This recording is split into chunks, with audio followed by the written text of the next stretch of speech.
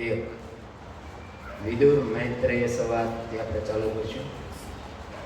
ઓમ નમો ભગવતે વાસુદેવાય. ઓમ નમો ભગવતે વાસુદેવાય. ઓમ જ્ઞાનતિમિરન્ધસ્ય જ્ઞાનાંજનશલાકયા ચક્ષુરુન્મિલિतं येन તસ્मै શ્રી ગુરવે નમઃ. જય શ્રી કૃષ્ણ ચૈતન્ય પ્રભુ નિત્યાનંદ શ્રી અદ્વૈત ગદાધર શ્રીવાસાદિ ગૌર ભક્તવૃંદ. હરે કૃષ્ણ કૃષ્ણ કૃષ્ણ હરે હરે, હરે રામ રામ રામ હરે હરે. હરે કૃષ્ણ કૃષ્ણ કૃષ્ણ હરે હરે, હરે રામ રામ રામ હરે હરે. હરે કૃષ્ણ કૃષ્ણ કૃષ્ણ હરે હરે, હરે રામ રામ રામ હરે. શ્રીલ પ્રભુપાદની જય. શ્રી શુક ઉવાચ. બોલો દ્વારી ધૂનદ્યા ઋષભ કરુણામ મૈત્રેયમ આસીનમ અગાધબોધમ છત્તા ઉપસૃત્ય અચ્યુત ભાવ સિદ્ધ અપ્રચ્છ સૌશલ્ય ગુણ અભિતૃપ્ત. ઉચ્ચારણ કરીશું. શ્રી શુક ઉવાચ. ભારી ધનુધા વૃષભ કરુણામ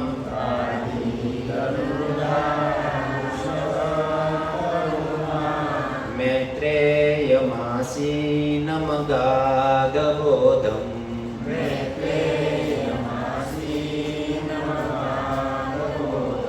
ક્ષતોપસૃત્યાચ્યુત ભાવસિદ્ધ.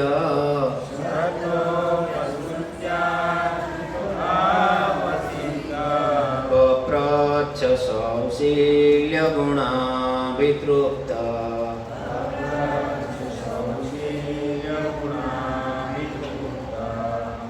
બોલો.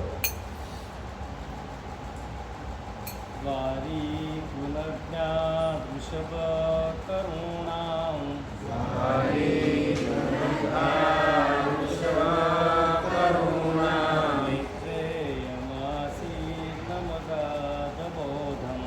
મૈત્રેયમાસીનમગાધબોધં ચકોપ્રસૃત્યા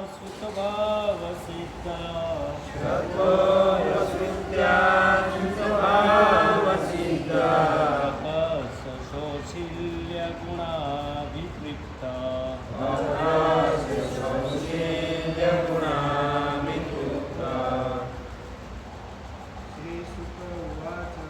શ્રી શુક ઉવાચ.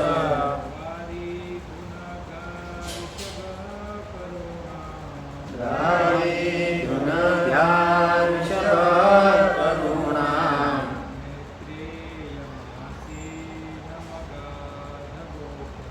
મૈત્રેયમાસીનમગાધબોધમ.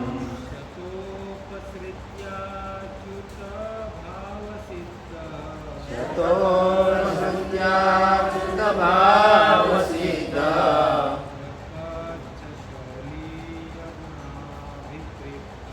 પપ્રચ્છ સૌશીલ્ય ગુણાભિતૃપ્ત.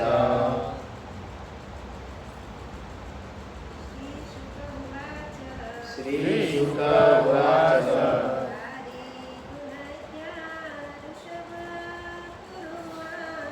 દ્વારી ધૂનદ્યા ઋષભ કરુણામ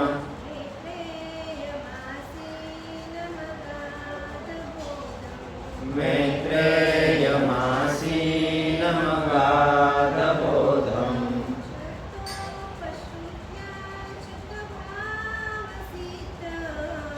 શબ્દોપસૃત્ય શુદ્ધભાવસિદ્ધ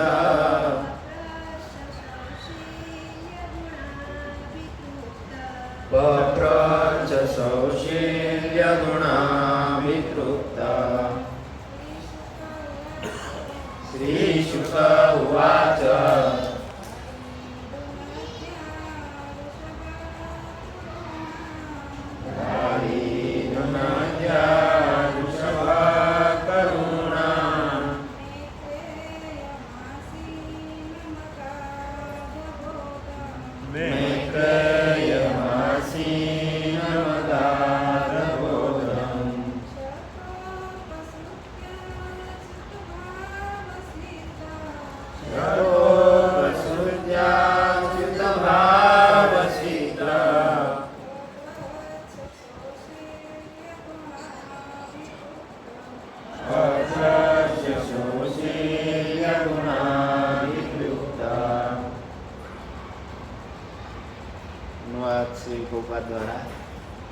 શ્રી સુખદેવ ગોસ્વામી બોલ્યા, પુરુવંશમાં શ્રેષ્ઠ અને ભગવાન પ્રત્યેના ભક્તિભાવમાં પૂર્ણ એવા વિદુરજી આ રીતે દિવ્ય ગંગા નદીના મૂળના સ્થળે હરિદ્વાર પહોંચ્યા. ત્યાં વિશ્વના અગાધ જ્ઞાનની મહર્ષિ મૈત્રેય બેઠેલા હતા. નમ્રતામાં પૂર્ણ અને દિવ્યાત્મામાં સંતુષ્ટ વિદુરજીએ તેમને પૂછ્યું, અચ્યુત ભગવાન પ્રત્યેની અવ્યભિચારીની ભક્તિને કારણે વિદુરજી પૂર્ણ જ હતા. ભગવાન અને જીવો બધા આધ્યાત્મિક ગુણોની દ્રષ્ટિએ સમાન હોય છે, પણ પ્રમાણની દ્રષ્ટિએ ભગવાન અન્ય કોઈ પણ જીવાત્માથી ઘણા વધુ ચડિયાતા છે. ભગવાન સદાય અચ્યુત રહે છે. જ્યારે જીવોનું માયા પ્રભાવથી પતન થતું હોય છે, વિદુરજી સદા અચ્યુત ભાવમાં એટલે કે યથાર્થ રીતે ભગવાનના ભક્તિ ભાવમાં નિમગ્ન રહેતા. આથી માયાબદ્ધ જીવો તે તન્મુખ પ્રકૃતિ ધરાવતા હોય છે. તેનાથી તે પણ પર બની ગયા હતા. જીવનની આ ભૂમિકા અચ્યુત ભાવ સિદ્ધિ અથવા ભક્તિભાવની શક્તિથી પૂર્ણ સ્થિતિ કહેવાય છે. આવી રીતે કોઈ પણ વ્યક્તિ જે ભગવાન પ્રત્યે સમર્પણ ભાવ યુક્ત સેવામાં નિમગ્ન હોય તે મુક્તાત્મા છે અને તેના બધા જ પ્રશંસનીય ગુણો આવી વસ્યા છે. વિદ્વાન ઋષિ મૈત્રેયજી હરિદ્વાર પાસે ગંગા તટે એકાંત સ્થળે બેઠેલા હતા. ભગવાનના પૂર્ણ ભક્ત તથા બધા દિવ્ય ઉત્તમ ગુણ ધારણ કરનારા વિદુરજી પ્રશ્ન પૂછવા માટે તેમની પાસે પહોંચી ગયા. હરે કૃષ્ણ કૃષ્ણ કૃષ્ણ હરે હરે, હરે રામ રામ રામ હરે. અહીંયા તમે બધા જાણો છો કે ભગવાનના એવા પ્રિય ભક્ત ઉદ્ધવજી, વિદુરજી અને મૈત્રેય ઋષિનો આપણે સંવાદ સાંભળીએ છીએ. ભગવાન કૃષ્ણએ ઉદ્ધવજીને કીધું હતું કે તમે હરિદ્વારમાં જાઓ અને મારા કથા કીર્તન મારી પ્રચાર કરો.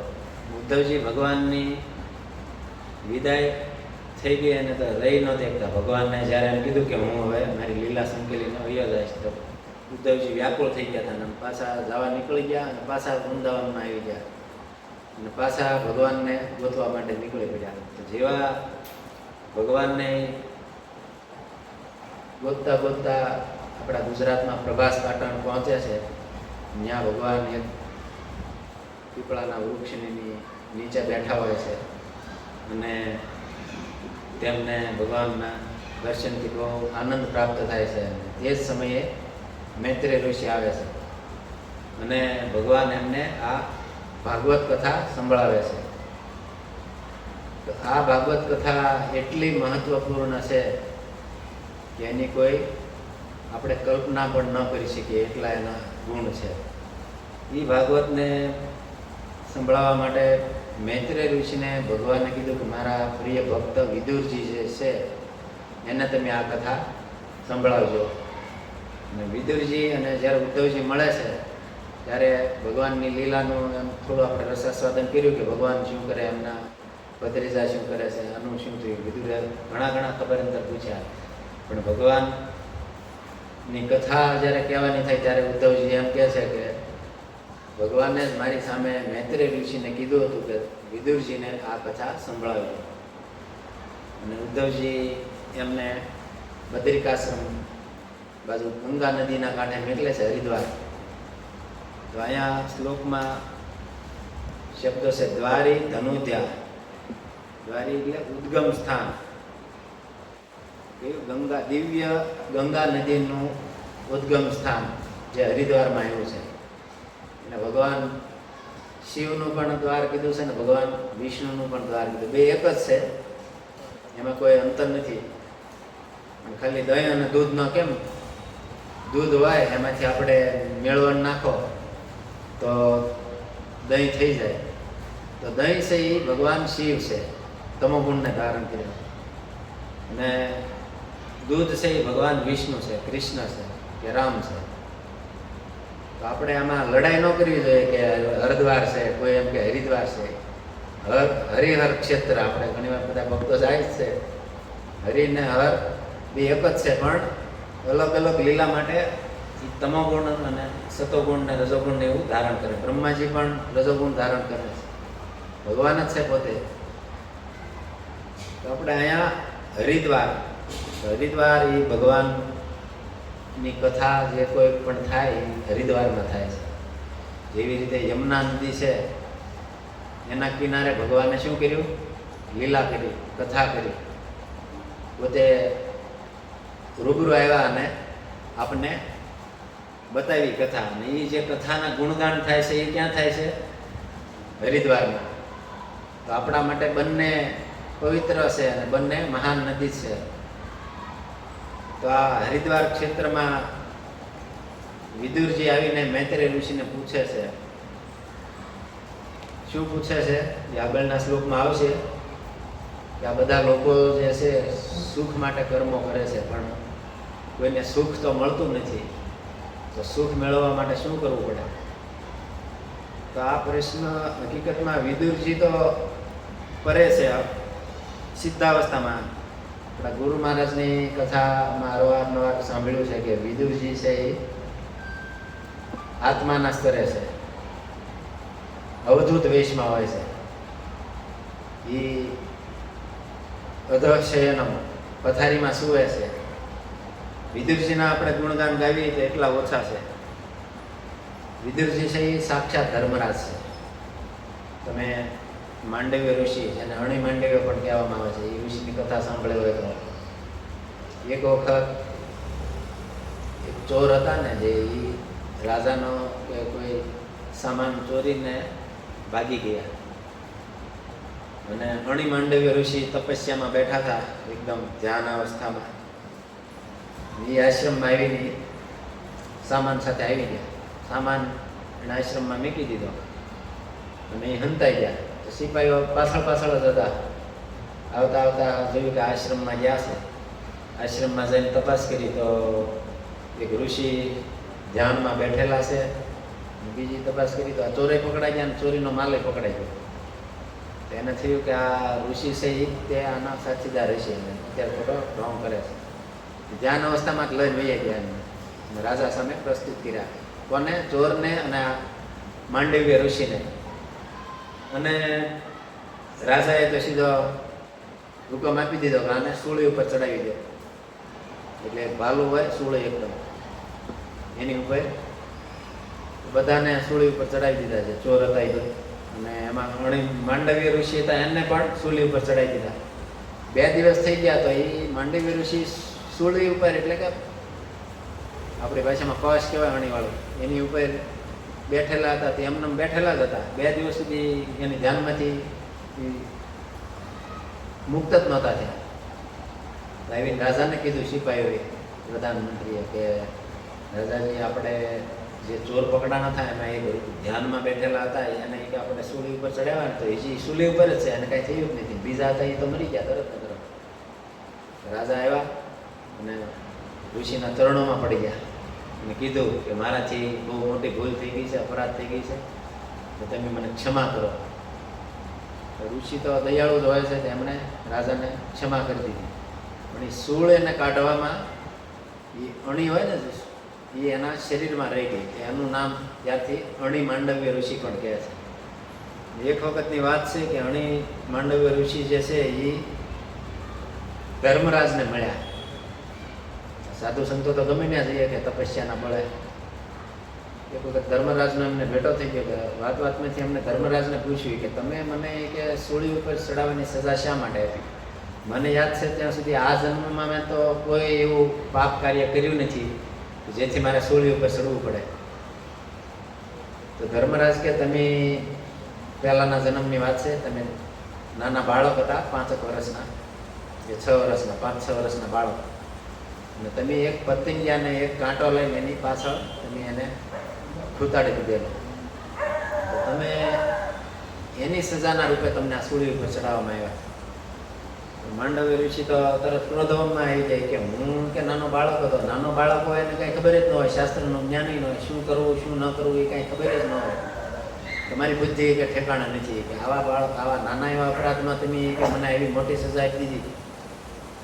ધર્મરાજ તો બે હાથ જોડી જાય કે મને શ્રાપ ન આપતા, કે હું દાસી પુત્ર ન થાવ, કે રાજા ન થાવ અને ચાંડાલ ન થાવ, એ મને શ્રાપ ન આપતા. ત્રણે એ જ શ્રાપ આપી દીધા, દાસી પુત્ર થઈ જાય, રાજા થા અને ચાંડાલ થઈ જાય.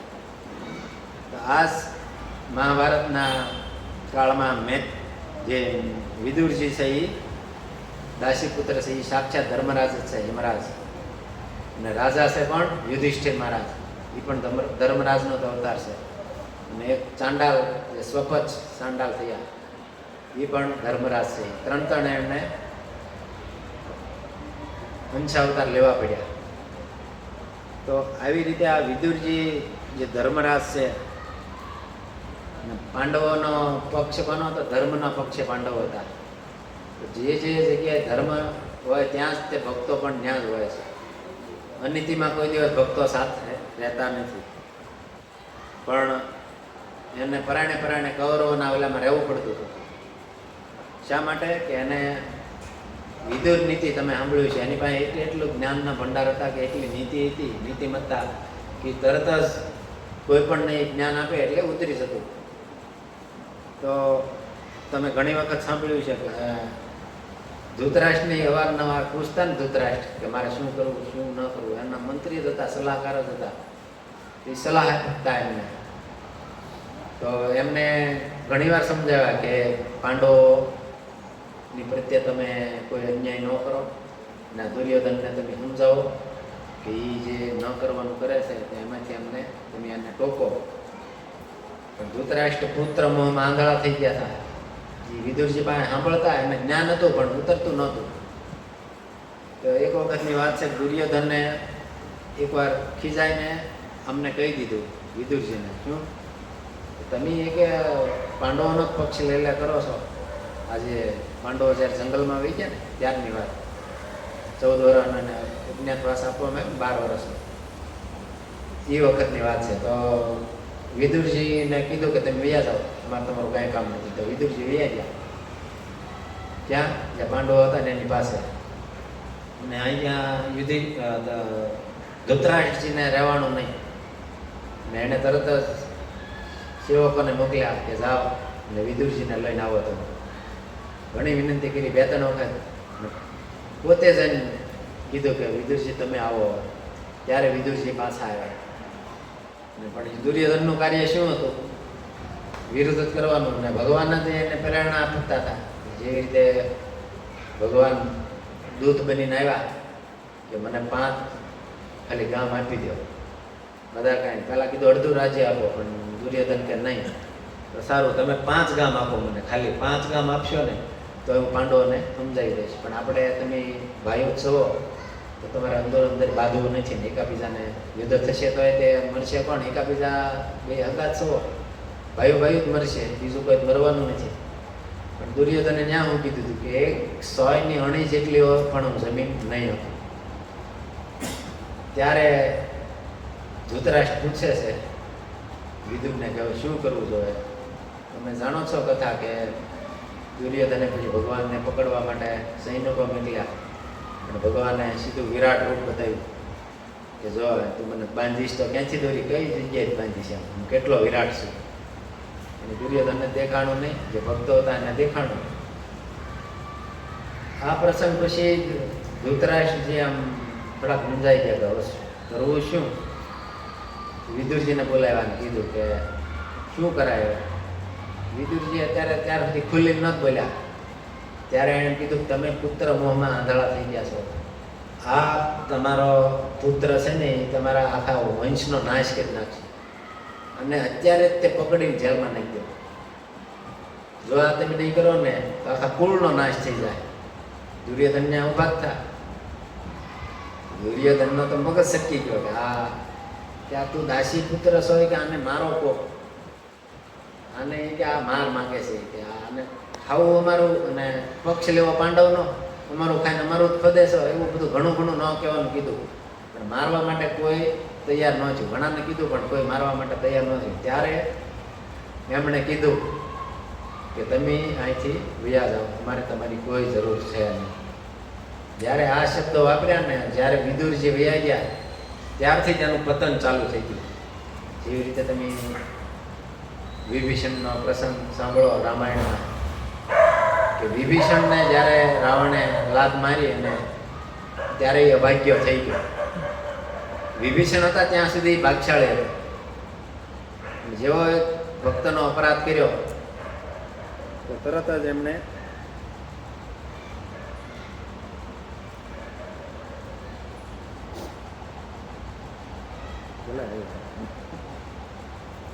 વિભીષણનો અપરાધ કર્યો એટલે તરત એનું પતન ચાલુ થઈ ગયું.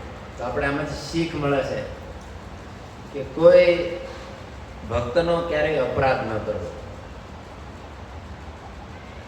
જ્યારે ભગવાનનો અપરાધ કર્યો, ગંગાર પરશલે પશ્ચાતે પાવન તમ સ્થાને અપરાધે નાહી પરિતાણ.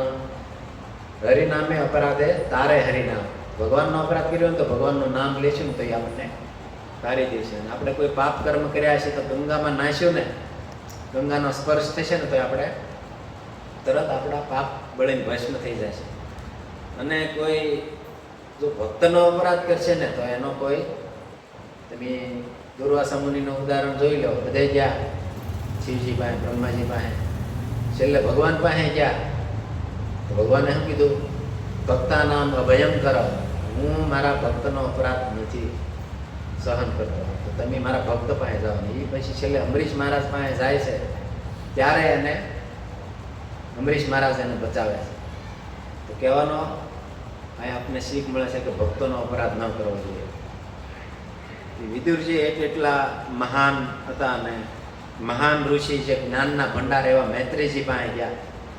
એ મૈત્રેયજી કોઈ સામાન્ય નહોતા, એ મિત્રના પુત્ર હોવાથી મૈત્રેય કહેવાય. મૈત્રેય ઋષિ જે છે એનું ઝાઝુ વર્ણન નથી, પણ ભાગવતમાં એટલું જ વર્ણન છે. પરાશરજીના એ શિષ્ય છે અને વ્યાસજીના મિત્ર છે. વ્યાસદેવ છે ને જે ભાગવત લખે એમના મિત્ર હતા અને ભગવાનના કૃપા પાત્ર છે. કેમ કે ભગવાને એમને કીધું, જ્ઞાન આપ્યું. કેમ કે ભગવાન જ્યારે પ્રભાસ પાટણમાં હતા, મૈત્રેય ઋષિ આમનામ નહોતા આવી ગયા, ભગવાનની જ યોજના હતી. એમને એ જ્ઞાન દેવું હતું ઉદ્ધવ અને મૈત્રેયજીને. અને એ જ્ઞાન એમને વિદુરને આપ્યું. વિદુર મારફત આપણી પાસે આવે છે. વિદુર મૈત્રેય સંવાદ, સુખદેવજીને પરીક્ષિતનો સંવાદ, શનક અને ઋષિઓનો સંવાદ. તો આ ભાગવત જે વિદુરજી છે એમને એક વિષ્ણુ પુરાણમાં કથા છે, એ શ્રોતા પણ છે. પરાશરજી એ વિષ્ણુ પુરાણ છે એ ભાગવતમાં વર્ણન છે. પરાશરજી એ વિષ્ણુ પુરાણ એમને સંભળાવ્યું છે. કોને?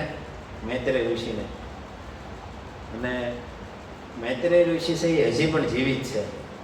કેમ કે પરાશર ઋષિ એને આશીર્વાદ આપ્યા હતા કે કળયુગમાં તમારે શનિકને આ સંભળાવવાનું છે. તો હજી પણ મૈત્રેયજી અત્યારે હાલમાં કળયુગમાં છે.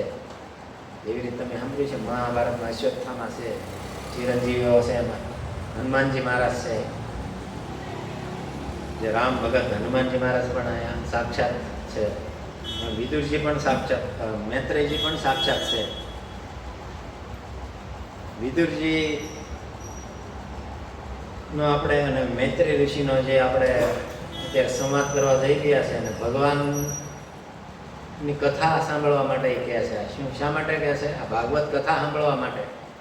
આપણને એમ થાય કે વિદુરજી નહોતા જાણતા. વિદુરજી તો ભગવાનના શુદ્ધ ભક્ત હતા.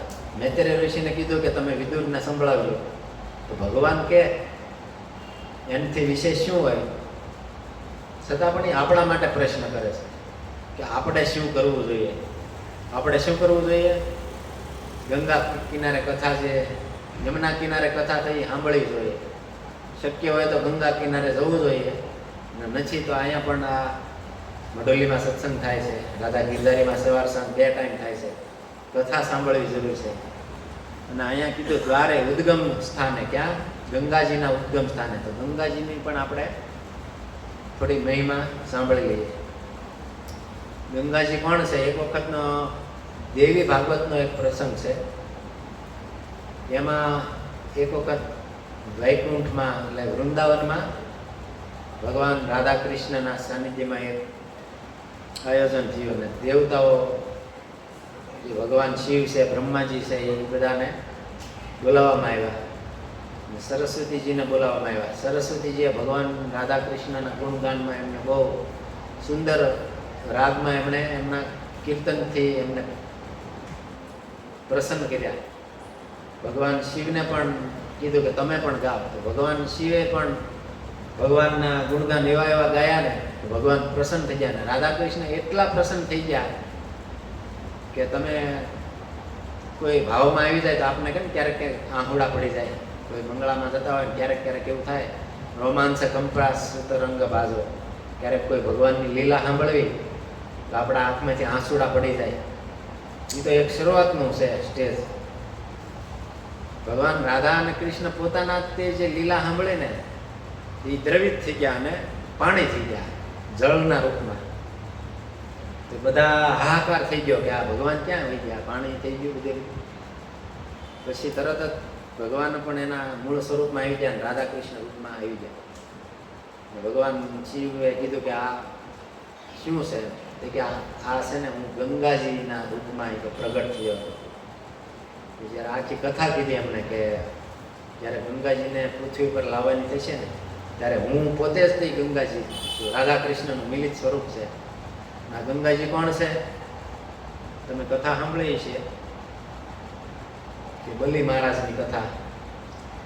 વામન ભગવાન 3 વરદાન માંગ્યા, છળ કપટ કરીને બલિ મહારાજ પાસે 3 વરદાન માંગ્યા. તો નાના એવા બાળ રૂપમાં આવ્યા હતા. 3 ડગલા જમીન આપો મને.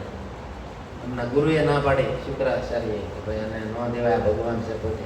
ભગવાન માંગવા આવ્યા, બલિ મહારાજનું ભક્તમાં નામ છે. તો ભગવાન પોતે માંગવા આવે તો પછી આપણે શા માટે રાખવું? બધું આપી દો. 2 ડગલામાં ઉપર સ્વર્ગલોક, મહારલોક, તપલોક, જંગલોક બધું આપી લીધું. ઉપરના 7 લોક, નીચેના સુતલ, અતલ, રસાતલ અને પાતાળ. તલ, અતલ, સુતલ, રસાતળ, પાતાળ. બીજા ડગલામાં એ માગી લીધું. ત્રીજું ડગલું ક્યાં મેકવું? જ્યારે ભગવાન ઉપર પહેલું ડગલું મૂક્યું ને ત્યારે આ બ્રહ્મલોકને ફાડી જે ગોલોક ધામ જે છે ને વૃંદાવન, એની ફરતી નદી છે જેને આ કારણ સમુદ્ર કહેવાય અથવા તો વિરજા નદી કહેવાય. જે રાધા કૃષ્ણનું મિલિત જળ છે ને એ જ છે. એ વિરજા નદી જે છે ને ન્યાય ભગવાનના ધામની ફરતું છે. તો એમાં ભગવાન વામનનો અંગૂઠો ત્યાં અડી ગયો હતો.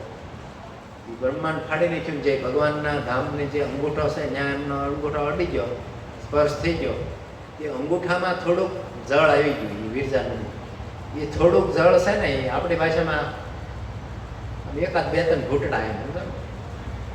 1-2 ખોબો ભરીને હોય બધી. એ બ્રહ્માજી એના કમંડળમાં લઈ લીધું. એ ખોબો જળ એટલે જ તે અત્યારે ગંગા નદી છે, જે ગંગોત્રીથી લઈને ઠેઠ ગંગા સાગરમાં જાય છે. અંદાજે 2200 કિલોમીટર સુધી કેટલું જળ છે. તો એ વિરજા નદી જે છે એ કવડી મોટી છે, તે વિચાર કરી લો. એટલે આ ગંગાજીનું મહત્વ કંઈ ઓછું નથી. ભગવાનનું ચરણોદક છે. ભગવાન શિવ એને માથા ઉપર લે છે. માથા ઉપર શા માટે લે? તમે કોઈ સાધુ સંતોના મુખે સાંભળશો ને તો આપણને ખબર પડશે કે ભગવાન શિવ ચરણોદકને માથા ઉપર શા માટે ધારણ કરે છે. આપણે તે ચરણામૃત પીને આપણે સીધા માથા ઉપર લઈએ છીએ. ભગવાનનું ચરણોને માથા ઉપર ધરવા જોઈએ. ગમે ત્યારે ભાગવતની કથા તમે સાંભળશો ને તો ભગવાનના ચરણનો જ મહિમા આવશે કે ભગવાનના શરણ છે એને હું નમન કરું છું, એને તમારા શરણે છે. તો ભગવાનની ચરણો તો ભગવાન શિવ માથા ઉપર ચડાવતા હોય અને ભગવાનનું નામ જપતા હોય તો આપણે પણ તમે અવારનવાર રામાયણમાં સાંભળતા હશો ભગવાન શિવ કોનો નામનો જાપ કરે છે? રામ રામ રામ શિવ સુમિરન લાગે જાને શક્તિ જગતપતિ જાવે. ભગવાન શિવ ધ્યાનમાં હોય તો રામ ભગવાનનું ધ્યાન કરે છે. મહામંત્ર જય જપત મહેશુ કાશી મુક્તિ હેતુ ઉપદેશુ. ભગવાન શિવ મહામંત્રનો જપ કરે છે અને કાશીમાં મરણ, સુરતનું જમણ ને કાશીનું મરણ વખણાય છે.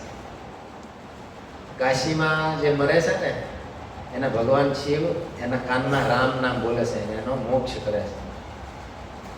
તો આપણે પણ ભગવાન શિવ કહેતા હોય તો એ રામ અને કૃષ્ણનું સોનામાં સુગંધ પડી જાય.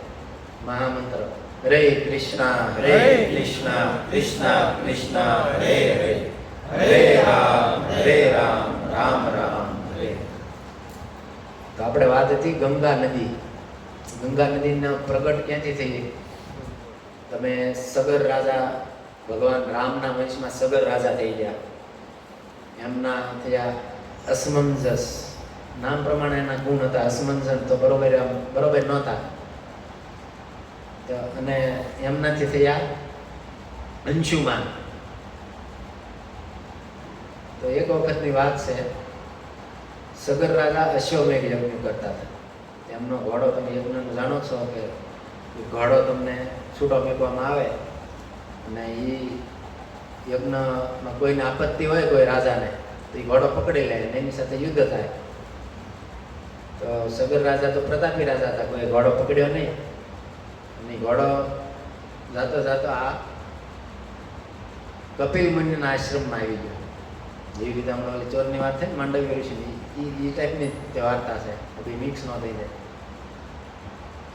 તો કપિલ મુનિના આશ્રમમાં એ ઘોડો આવ્યો, ત્યાં ઊભો રહ્યો અને કપિલ મુનિ ધ્યાનમાં બેઠા હતા. તો જે મંત્રીઓ સાથે હતા એમને એમ થયું કે આ ઘોડો આ ઋષિએ જ લઈ લીધો ને ખોટા ધ્યાનમાં બેસી ગયા છે.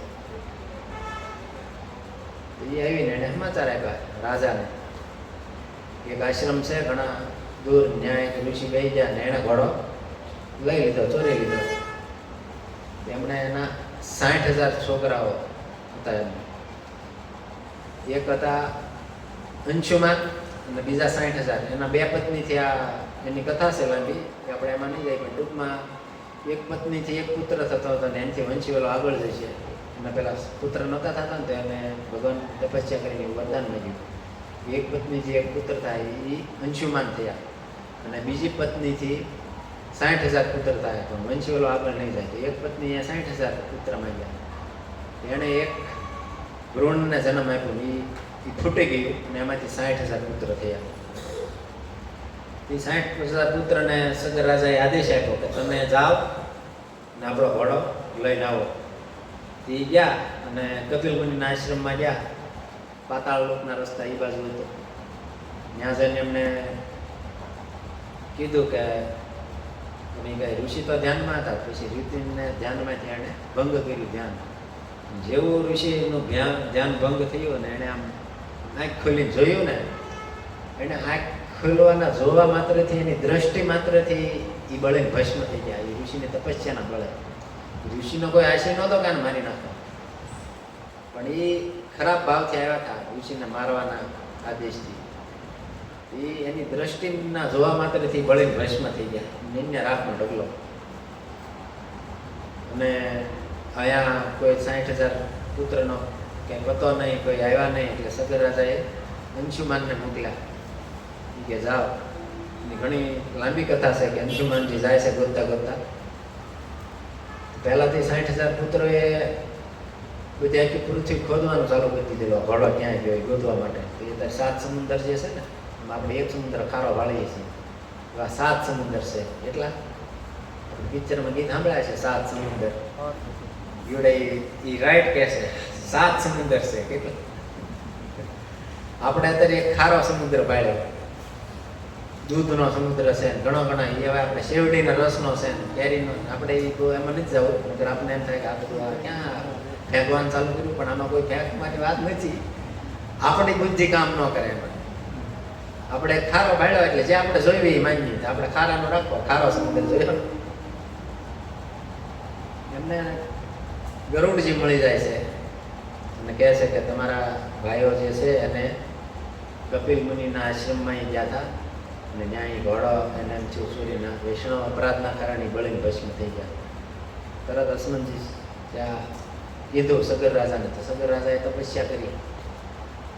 એમને કહેવામાં આવ્યું કે બ્રહ્માજીએ કે તમે જો ગંગા નદીને આ પૃથ્વી ઉપર લાવો તો એમાં જો તમારા રાગ છે, તમારા છોકરાઓના હાડિયા છે, રાગ છે, એનો સ્પર્શ થઈ જાય તો એમનો ઉદ્ધાર થઈ જશે.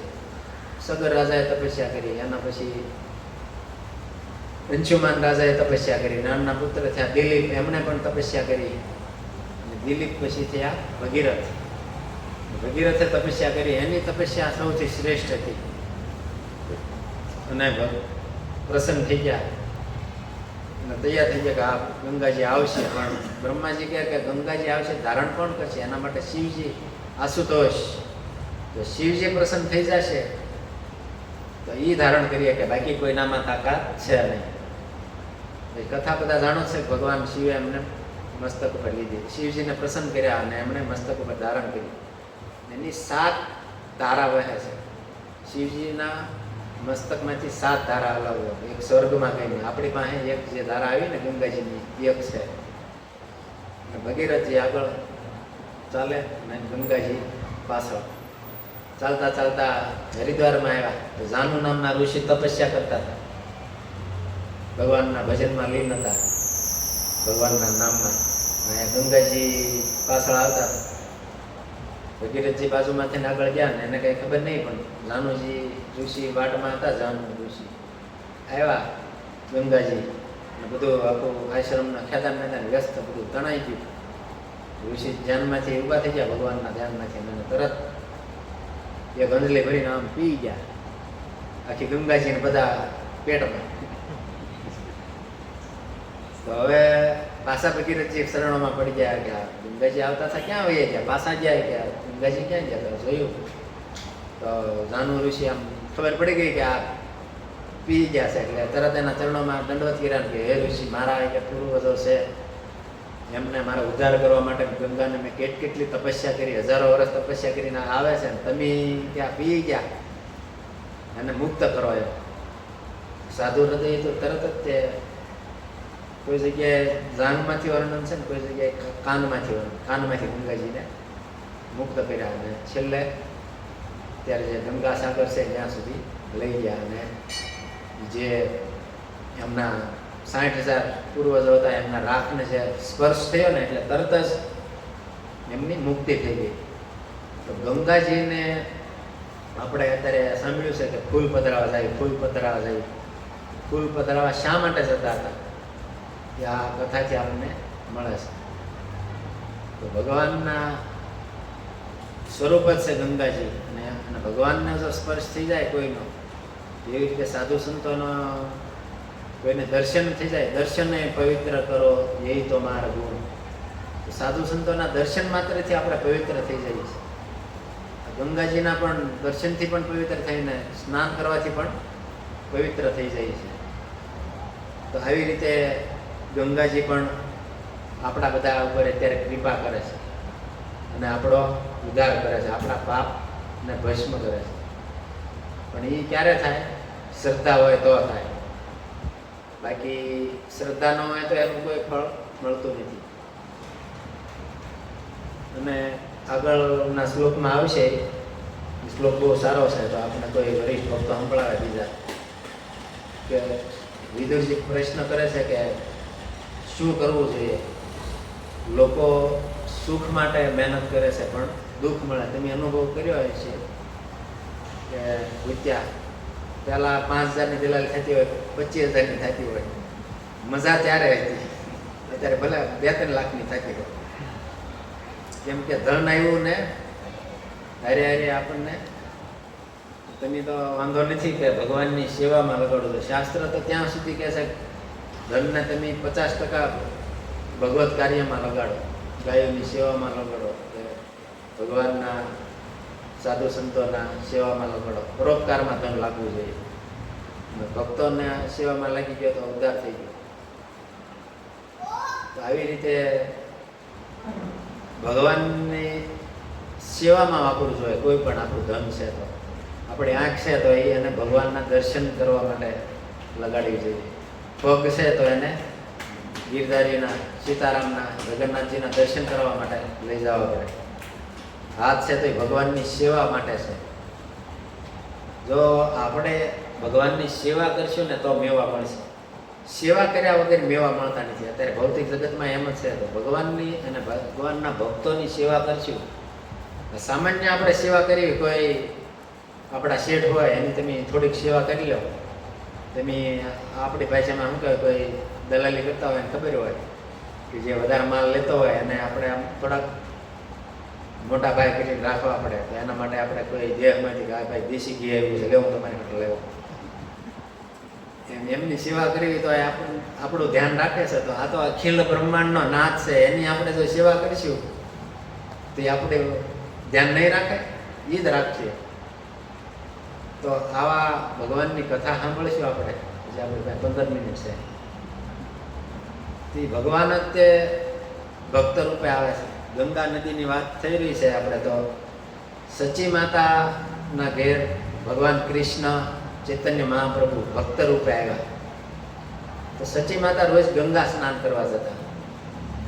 ગંગા સ્નાન કરવા જતા ને એમને એક વખત એમણે રાજ પંડિત હતા સનાતન મિશ્ર, એમની પુત્રી વિષ્ણુપ્રિયાને જોયા. સચી માતાએ વિષ્ણુપ્રિયાને જોયા એટલે ગંગા કાંઠે. તો એમને થઈ ગયું કે આ મારા પુત્ર નિમાય છે ને એને લગ્ન અહીંયા કરાવવા. પછી તરત વિચાર આવ્યો કે મારી પાસે કાંઈ છે નહીં, કાંઈ પૈસા હોય ને અત્યારે થાય. અત્યારના કળિયુગની ટૂંકમાં ખબર હતી, કળિયુગની શરૂઆત હતી ને, એટલે સચી માતા કે મારી પાસે કોઈ એવું ધન નથી. તો આ રાજ પંડિત છે એ તો કેટલા ધનવાન હોય, એ છોકરી મને થોડા ગરીબને આપશે. ત્યારે એક વચેટિયા હતા. અત્યારે તમે ઘટક નામ હતું એમ, કાશીનાથ ઘટક, એને એમ એ ભાષામાં ઘટક કહેવાય. આપણે વસેટીયો એમ કહેવાય ને, અત્યારે વેહવાળ કરાવે એનો વસેટીયો કોણ, ત્યારે એ ભાઈ એને ઘટક કહેતા, કાશીનાથ ઘટક. એ બહુ વેહવાળ કરાવતા. એ વેહવાળ કરાવતા હોય, એ બધાને મળતા હોય ને યજમાનો, એને ફરતા રહેતા હોય. એક વખત ચૈતન્ય મહાપ્રભુ નિમાય છે એનું નામ છે, નાના એમના ઘરે આવ્યા અને એમને મળ્યા. એમના માતાને કીધું છોકરાનું વેહવાળ કરવાનું હોય તો કહેજો. એમ વેહવાળ તો કરવું છે, પણ અમને કે કોણ આપે, કે મેં કે રાજકન્યાને જોઈ છે. કયા તમે ઓળખતા થશે? કે હા સનાતન મિશ્ર, એની છોકરીની કે હું જોઈ એવો છે, કે બહુ સારી છે, કે નિમાય માટે બહુ બેસી જાય એમ છે. કે પણ એ થોડા એ કે અમને આપશે એમ. અમનેથી કે આપે જ તે નહીં, કે હું કામ ન આપે, હું શું નહીં કે હું કરાવી દે છે. એટલે યા એ સનાતન મિશ્ર પાસે, એ પણ ભગવાનના ભક્ત જ હતા, રાજ પંડિત. એટલે કીધું કે નિમાય જે છે, જેણે મોટા મોટા પંડિતોને હરાવ્યા કાશીમાં, પ્રબોધાનંદ સરસ્વતી બહુ મહાન વિદ્વાન હતા, કેટલા હતા, એને પરાસ્ત કર્યા હતા. કાશીમાંથી બધા પંડિતો આવતા નહીં, ચૈતન્ય મહાપ્રભુને સામે બેસતા, પણ એ તો સાક્ષાત ભગવાન જ હતા, તરત હારી જતા સામેવાળા. એને પ્રચાર બહુ થઈ ગયો હતો કે આ તો બહુ જ્ઞાની છે, વિદ્વાન છે. સનાતન મિશ્ર કે મારી છોકરીને કે મારા ભાગ્ય કહેવાય કે મારી છોકરીને યારે લગ્ન કરે છે, એ અમારે લગ્ન કરશે, પેલા એને પાકું કરો. આવડે આવ્યા સચી માતા પાસે, ચૈતન્ય મહાપ્રભુને મળ્યા કે લગ્ન તમે કરશો? ચૈતન્ય મહાપ્રભુએ દાંત કાઢ્યા એમ, તમને જેમ લાગે એમ કરી નાખો, મારે કાંઈ. એટલે વચ્ચે એટલે આ કેમ આમ કહે છે, તમને લાગે એમ કરો. એટલે હા ખુલ્લીને આ પાડીને સચ્ચી માતા પાસે ગયા કે તમારો છોકરો કાંઈ એવો ખુલ્લીને આ પાડતો નથી, ચાલો તમે પાકું કરો. પછી કે છેલ્લે લગ્ન કરવાના ટાણે ના પાડી દે છે તો મારે તો શું કરવું એમ. આ સનાતન મિશ્રને ચિંતા થાય કે આ લગ્ન નક્કી થઈ ગયા ને પછી અત્યારે તો બધા વ્યવહાર તોડ નાખે છે, એવું બધું કરે છે. પણ ત્યારે એ શાસ્ત્રની દ્રષ્ટિએ યોગ્ય નથી એમ, તો પહેલેથી જ પાકું કરો. પછી ભગવાનને હા પાડે, સચી માતા પૂછે એમના પુત્ર કે તારા માટે મેં વિષ્ણુપ્રિયા નામની એક કન્યા છે આ પંડિતની, ખાસ સનાતન મિશ્ર, એની સાથે હું નક્કી કરું છું તો તું લગ્ન કરીશ ને એમ. કે હા હું તમને યોગ્ય તમે જેની સાથે કહેશો એની સાથે હું લગ્ન કરી લઈશ. અને નક્કી થયું, લગ્ન નક્કી થયા ને અહીંયા પાસે કાંઈ પૈસા તો હોય ને, કાંઈ પૈસા તો હતા નહીં. ચૈતન્ય મહાપ્રભુ પાસે કાંઈ હતું નહીં, તો પૈસા ક્યાંથી કાઢવા. પણ અત્યારે ચૈતન્ય મહાપ્રભુ પણ ભક્ત રૂપમાં આવ્યા છે. કોની ભક્તિ કરે છે? ભગવાન જગન્નાથની, કૃષ્ણની. તો ભગવાનની જે શુદ્ધ ભક્તિ કરે ને એને કોઈ દિવસ ક્યારેય કમી રહેતી નથી. કેટલા ઉદાહરણ તમે નરસિંહ મહેતા જોઈ લો, તુકારામ જોઈ લો, કેટલા આપણા સૌરાષ્ટ્રમાં જ કેટલા સંત છે, બધાને ભગવાને તરત કામ કરી નાખ્યા. અને અત્યારે પણ તમે ભક્તોને જોશો ને જે શુદ્ધ ભક્તિ કરતા હશે ને એનું કામ મેળે થઈ જાય, કંઈ જવું નહીં પડે. પણ આપણને જેને શ્રદ્ધા ન હોય ને એને એમ થાય છે કે હારું શ્રદ્ધા ન હોય તો પછી આપણે જવું પડે, કમાવવું પડે. પ્રભુપાદે એ કીધું છે કે કમાવો અને ભગવાનનું ભજન કરો. પણ જે શુદ્ધ ભક્તિ કરશે ને એની સહાય ભગવાન તરત કરશે. એને ઘણાને એમ થતું હોય છે કે આ ભક્તિ કરી તો કાંઈ આમ કાંઈ ધન મળી જતું નથી. પણ કેટલા એવા ઉદાહરણ છે આપણે એની નજર ફેરવી છે ભક્તોના ઓલામાં. એને જ્યારે જે વસ્તુ જોતી હોય ને થઈ જ જાય છે. અમુક વિચાર કરતા હોય કે આના લગ્ન કઈ રીતે થાય છે, કેમ થાય છે, પણ એ બધું થઈ જાય. જેવી રીતે અહીંયા આપણે પ્રસંગ છે, ચૈતન્ય મહાપ્રભુના લગ્ન કેમ થાય છે, તિરુપતિ બાલાજીના જે લગ્ન થયા એની કથા તમે જાણો છો. કાંઈ નહોતું ને કુબેરજીએ વરસાદ કરી દીધો, અત્યારે તે ભગવાન વ્યાસ ભરે છે. અત્યારે જે તિરુપતિ જે આવે ને એ બધું વ્યાજમાં વયું જાય છે. એટલા પૈસા ઉછીના લીધા વ્યાજે. તો બુદ્ધિમતા ખાન નામના એક મોટા જમીનદાર હતા, ચૈતન્ય મહાપ્રભુના અનુયાયી. એટલે એમને સાંભળ્યું કે ચૈતન્ય મહાપ્રભુના લગ્ન છે એટલે તરત ભાગી ગયા. મહાપ્રભુ તમારા લગ્ન હોય અને હું કે કાંઈ પાછો થોડો પડું, મારે સેવા જોતી, તમે આપો. પહેલાં મહાપ્રભુને બંધી લીધા, મારે તમારા લગ્નમાં સેવા કરી, તમે ના નહીં પાડતા. મહાપ્રભુ કે નહીં પાડો જા. તો તરત એના ધનનો ખજાનો છૂટો મૂકી દીધો. એ જ્યારે કહેતા હતા ને ત્યારે એક મુકુંદ સંજય નામના એક ભક્ત હતા, એ પણ મોટા વેપારી હતા. તમે એકલા સેવા કરો એ થોડું મેળાવે મારે કે હું તે કે મારા તરફથી પણ બુદ્ધિમતા ખાન કે વાંધો નહીં, તમે પણ સેવા કરો.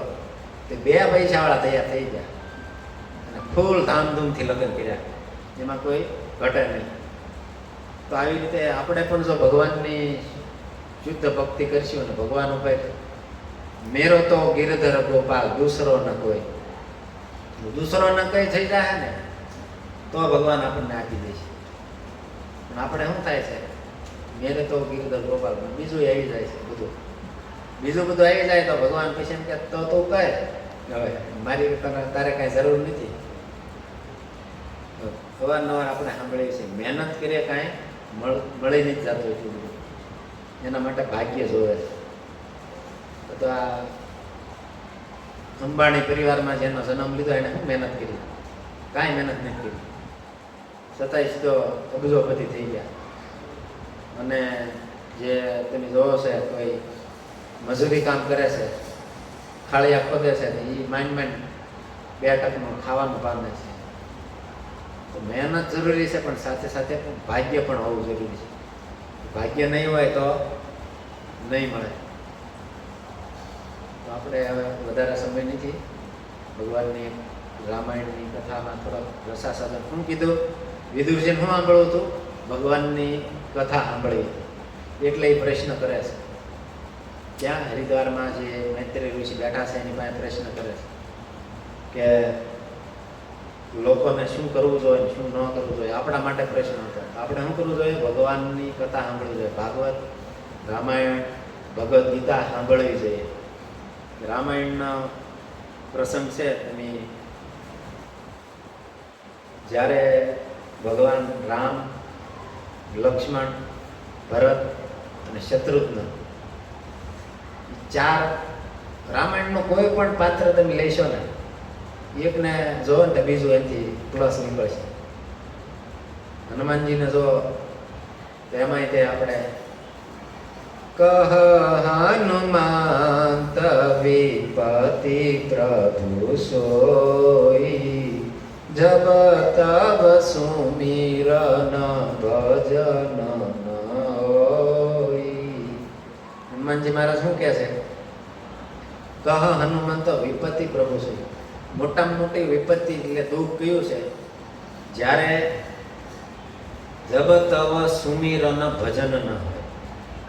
કોને કહે છે? ભગવાન રામનું.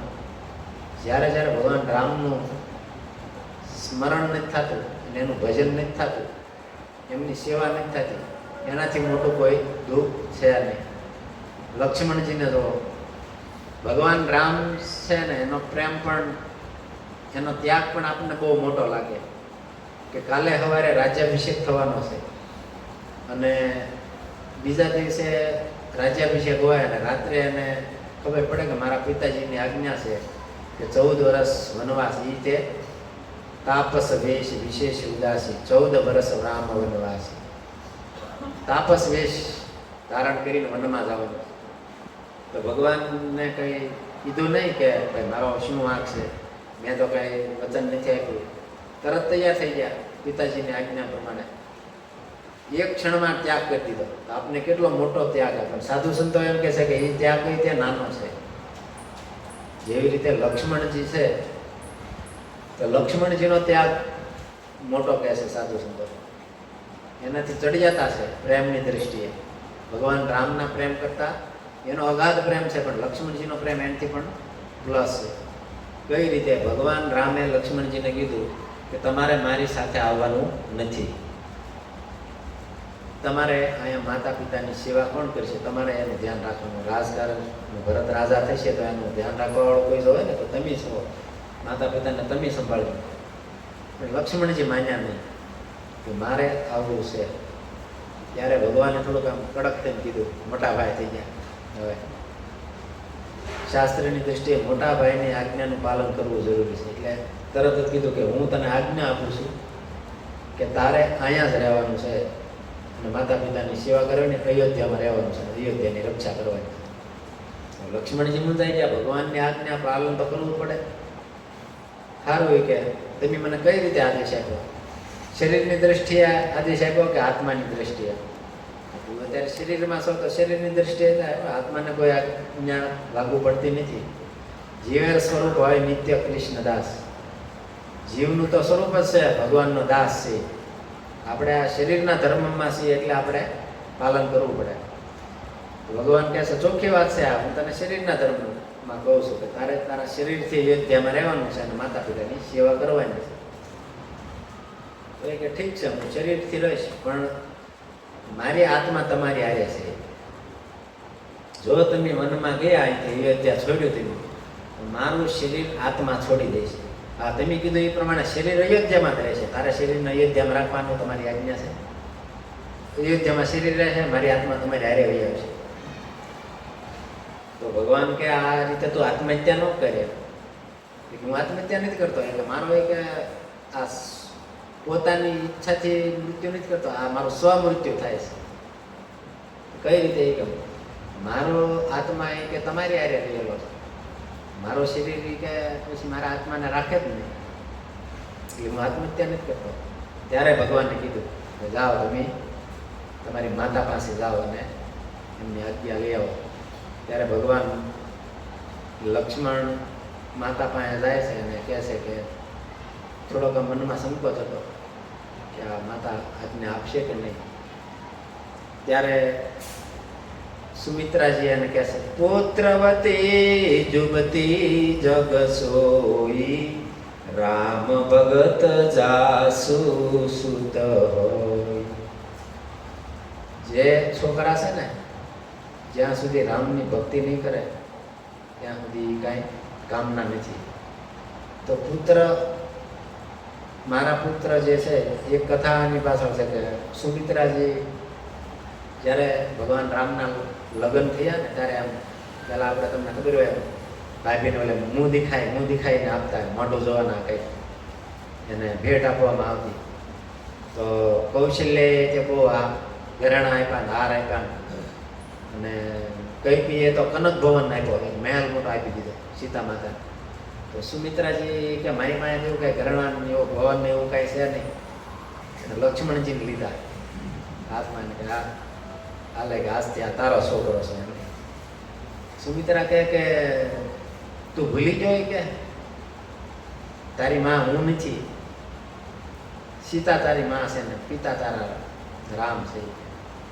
તારે કે મને પૂછવાય ન આવવું પડે, અને એ જ છોકરો લાયક છે જે રામની ભક્તિ કરે. તો આવી રીતે એક તમે પાત્ર જોવો રામાયણના, આપણે બધા પાસે શીખવા મળે છે. એવી જ રીતે ભરત મહારાજને જ્યારે ખબર પડી કે ભગવાન રામ મનમાં તરત બધાને મંડળી આખી લઈને ઉપડી ગયા. નિષાદ રાજ જે હતા એણે કીધું કે આ કામતગીરી પર્વત ઉપર ભગવાન રામ ચિત્રકૂટમાં રહે છે. તો જ્યારે એ સાંભળ્યું ત્યારે ભગવાનના એવા શુદ્ધ ભક્ત ભરત મહારાજ દંડવત કરીને હાલવા માંડ્યા, દંડવત પરિક્રમા કરવા માંડ્યા. ત્યાંથી રસ્તો ભૂલી ગયા ક્યાં જવું ક્યાં. ત્યારે દેવતાઓ પુષ્પવૃષ્ટિ કરીને કીધું કે આ રસ્તેથી જાઓ. દંડવત કરતા કરતા ભગવાન પાસે ગયા. તમે પ્રસંગ બધા જાણો છો. ભગવાન રામની પાસે આવ્યા ને રામને કીધું કે તમે હવે મારી સાથે આવી જાઓ. ઘણી બેની વચ્ચે વાર્તાલાપ થયો, તર્ક વિતર્ક થયા, પણ છેલ્લે ભગવાન રામ આવવા તૈયાર નહોતા. ભગવાનને કીધું કે અયોધ્યાના રાજા આપણા પિતા દશરથ રાજાએ મને આજ્ઞા આપી છે ને, તો હું એના વચનનું પાલન કરીશ. તો ભરતે કીધું કે તમે રાજા આજ્ઞાનું પાલન કરો છો ને? કે હા. અત્યારે હું કોણ છું? તો તું રાજા છો, તારે બધું ધ્યાન રાખવું પડશે પ્રજાનું. હું રાજા છું ને? ભરતે કીધું કે હા તું રાજા છે. તો એ રાજા પેલા જૂના રાજાએ આજ્ઞા આપી હતી કે વનમાં વયા જાઓ, અને નવો રાજા આજ્ઞા આપે છે કે વનમાંથી પાછા એક ત્યાં વહી આવો. રાજા આજ્ઞા પાલન કરવું પડે. ભગવાને કીધું આ તાર્ક તારો ખોટો છે કે આ કે મને હલવાણી કીધી છે, હું હલવાઈ ગયો. ભગવાન કે આ ખોટી વાત છે, આ આજ્ઞા ન હાલે. આ સભામાંથી બધા આવ્યા હતા, જનક રાજા, વશિષ્ઠજી, ઘણા ઋષિઓ સાથે હતા, હજી અત્યારની પ્રજા હતી. બધા વિદ્વાનોને પૂછવા માંગ્યું મારો તર્ક ખોટો હોય કયો. બધાની પાસે ગયો તરત બધાએ કીધું નહીં ઓકે છે, આમાં કોઈ આ શાસ્ત્ર સંમત જ વાત છે, આમાં કાંઈ નથી. ભગવાનને પણ માનવું પડ્યું કે હવે ભગવાન તૈયાર થઈ ગયા. સાંભળજો, ભગવાન રામ આવવા માટે તૈયાર થઈ ગયા, કેમ કે શાસ્ત્ર સંમત વાત હતી. ભગવાન રામ તો આચરણ કરવા જ આવ્યા હતા, પાલન કરવા, કઈ રીતે રહેવું. આપણે આવી ઘણી ગડમથલ થાય જાવ, હલવાઈ જાય છે. આમાં આવા પ્રસંગમાંથી આપણને શીખવા મળે કે જે શાસ્ત્રની વાત હોય ને એ માનવી જોઈએ. ભગવાન રામ આવવા તૈયાર થઈ ગયા, બે ત્રણ ડગલા હાલ્યા અયોધ્યા બાજુ. ભરતજીએ સામું જોયું તરત કે મારા પ્રભુ ખુશ નથી. ભક્ત ઈ જ તે ભક્ત છે, ભગવાન તત સુખે સુખી. ભરતજીનો પ્રેમ તમે જોઈ લો કે ભગવાન ખુશ નથી, હું ખુશ છું, બીજા બધા ખુશ છે. ભગવાન ખુશ નથી તા કામનું. તમને વાત સમજાય છે? હું હનુમાન દાદાને માનું છું આપણે કહીએ, પણ હનુમાન દાદા ખુશ કેમ રહે એમ આપણે કામ કરવું જોઈએ.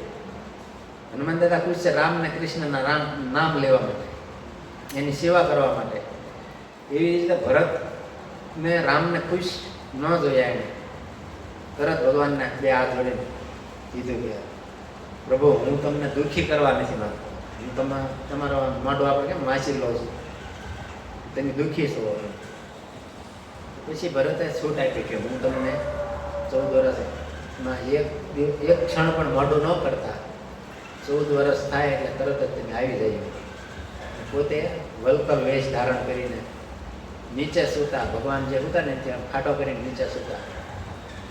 ખાવાનું પણ એને મળી જતું. એ ગાયું જે ખાધું હોય એમાંથી કાંઈ વધ્યું હોય એ ગાયના છાણામાંથી જે અમુક ઘઉં જેવા ચોખા જેવા કાંઈ ખાતા હોય એમાંથી કાંઈ ઈવડી ખાતા હોય. આવી એની તપસ્યા છે. ભગવાનની પાસે કેટલો પ્રેમ હતો. ભગવાનને સુખી કરવા આપણે પણ જ્યાં સુધી ભગવાનને સુખી કરવા મહેનત નહીં કરી, પોતાને સુખી કરવા મહેનત કરશું ને તો દુઃખ જ મળશે. પણ ભગવાનને સુખી કરવા મહેનત કર્યું તો આપણે સુખી થઈ જાય. સિદ્ધાંત આ છે. આ પ્રભુપાદ મહારાજે આપણને આ જ સિદ્ધાંત આપ્યો હતો, ભગવાનને સુખી કરવા માટે મહેનત કરો. અને પછીની આપણે સમય થઈ ગયો છે. આનેથી વધારે પ્રેમ શત્રુઘ્નનો છે. શત્રુઘ્ને બધાને સંભાળ રાખી. કોઈ પણની, ધારો કે એક તમને નાનો પ્રસંગ કહી દો કે શત્રુઘ્ન મહારાજ જે છે એમણે વાળવાવાળાને કીધું તો વાળવાવાળા વાળતા નહોતા, કોઈ ખાવાનું બનાવતા નહોતા, ગમે એવું કાસું પાકું ખાઈ લેતા, બાફેલું ખાઈ લેતા. શત્રુઘ્નએ એને કીધું કે ભગવાન રામ અહીંયા આવશે અયોધ્યામાં 14 વર્ષ પછી, અને અયોધ્યા ખંડર બની ગયેલી છે, હા ઉજ્જડ જંગલ જેવી. એ તમને ગમશે? ભગવાન એવામાં હાલી કેમ આવશે? કે નહીં. તો કે અત્યારથી ચાલુ કરી દો પ્રેક્ટિસ. રોજે રોજ અયોધ્યાને સજાવવા માંડ્યા કે ભગવાન આવશે, ભગવાન આવશે. તમે એટલે અયોધ્યા સજાવીને એવા પ્રેક્ટિસ કરો. આપણને ખબર છે કે કોઈમાં પ્રેક્ટિસ કરી નિપુણ થઈ જાય. તે બધા સફાઈમાં પ્રેક્ટિસ થઈ ગયા, શણગારવામાં પ્રેક્ટિસ થઈ ગઈ બધાને. અને ખાવાનું બનાવવામાં એમ કીધું ભગવાન રામ માટે તમે ખાવાનું બનાવો છો, એ ધારીને બનાવો. ને એવું સ્વાદિષ્ટ બનાવો કે ભગવાન આમ આંગળી આંટતા થઈ જાય. એટલે બધા પાકમાં નિપુણ થઈ ગયા. તો એ કોણે બધાને કર્યું? શત્રુઘ્નએ. કૌશલ્યા માતા છે કે કઈ માતા છે એ પણ દુઃખી હતા. એની પાસે રામના ભાવમાં જતા. તમે રામ રામ કરો છો, મારું સામે કોઈ જોતું નથી, અહીંયા ભૂખ્યો આવ્યો કોઈ. હે માતા, ભગવાન રામને કયું શાક ભાવતું એ બનાવી દો ને, એ હું ખાઈશ. કૌશલ્યાને તરત એમ થઈ જાય, ભગવાન મારા છોકરા માટે શાક બનાવવાનું કહે છે. એ પણ ખુશ થઈ જતા ને ભગવાન રામને ખાવા માટે શાક બનાવતા. એ ભગવાન રામના ભાવમાં આવી જતા. શત્રુઘ્ન ભગવાન પોતે જ છે. તો કૌશલ્યને એમ થતું કે આ ભગવાન રામ પોતે આવી ગયા છે.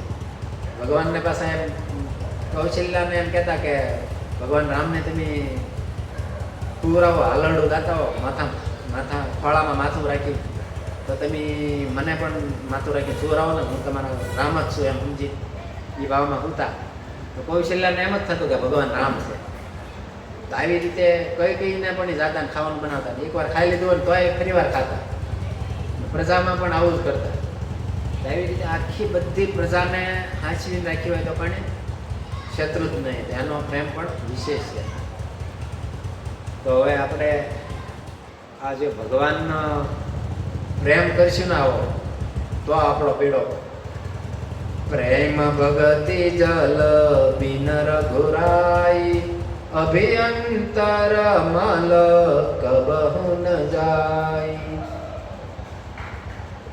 ત્યારે થશે આપણે જ્યારે ભોક્તારામ યજ્ઞ તપસા સર્વલોક મહેશ્વર. બધા યજ્ઞોના ભોગતાઓ, કોઈ પણ કાર્યના ભોગતા કોણ છે? કૃષ્ણ છે. એવું જ્યારે મગજમાં લાગી જાય ત્યારે આપણને એની હારે પ્રેમ થશે.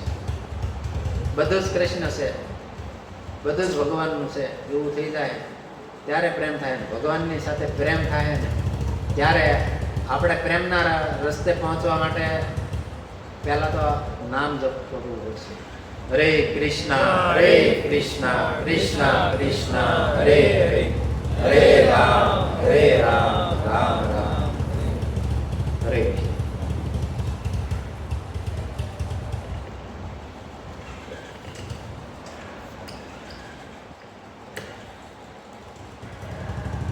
હરે કૃષ્ણ.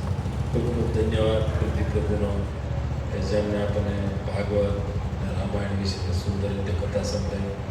તેમનું મહામંત્ર તે અભિવાદન કરીશું. હરે કૃષ્ણ કૃષ્ણ કૃષ્ણ હરે હરે, હરે રામ રામ રામ હરે હરે.